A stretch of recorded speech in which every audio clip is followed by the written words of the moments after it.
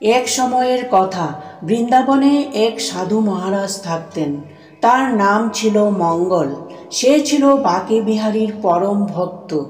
একবার তার কাছে এক শেঠজি এসে বলল তার ব্যাপারে খুব লোকসান হচ্ছে, আর তার সমস্ত কষ্টের কথা খুলে বলল এবং সাধুর কাছ থেকে কিছু সমাধান চাইল।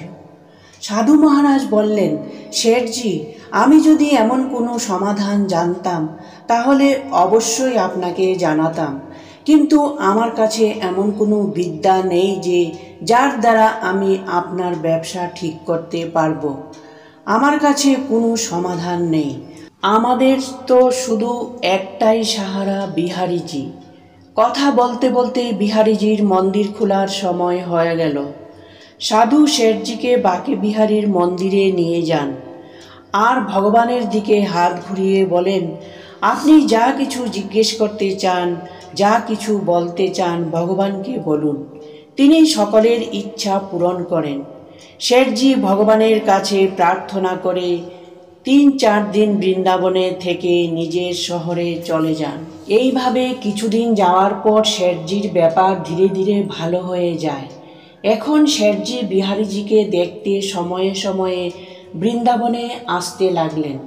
কিছুদিন পর শেঠজি একটু অসুস্থ হয়ে পড়লেন এবং বৃন্দাবনে আসার আর তার শক্তি ছিল না।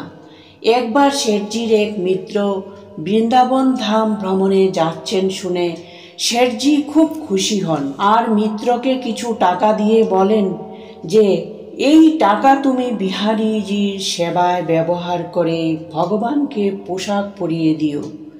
সেই ভক্ত যখন বৃন্দাবনে আসে সে শেঠজির কথা অনুসারে বিহারীজির জন্য পোশাক তৈরি করে আর বিহারীজিকে ভোগ লাগায়।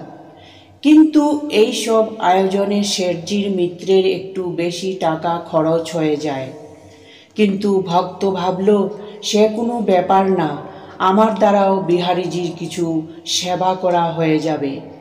তারপর দিন শেষের পরে মন্দির বন্ধ হয়ে যায়। শেঠজি নিজের ঘরে চলে যান।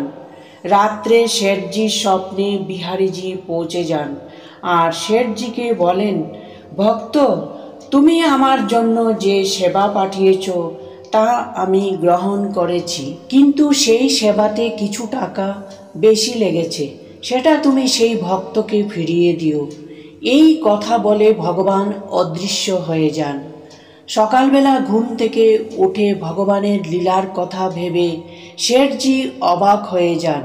শেঠজি যত তাড়াতাড়ি সম্ভব প্রস্তুত হয়ে ভক্তের বাড়িতে পৌঁছে তাকে সব ঘটনা জানালেন। এই সমস্ত জেনে ভক্ত আশ্চর্য হয়ে যায় যে এই কথা তো শুধু সেই জানত, সে কাউকে এই কথা বলেনি। তবে ভগবান কি করে জানলেন? শেঠজি সেই ভক্তকে বাকি টাকা দিয়ে বললেন, শ্রী বিহারীজি আমার স্বপ্নে এসে আপনাকে টাকা ফেরত দিতে বলেছেন।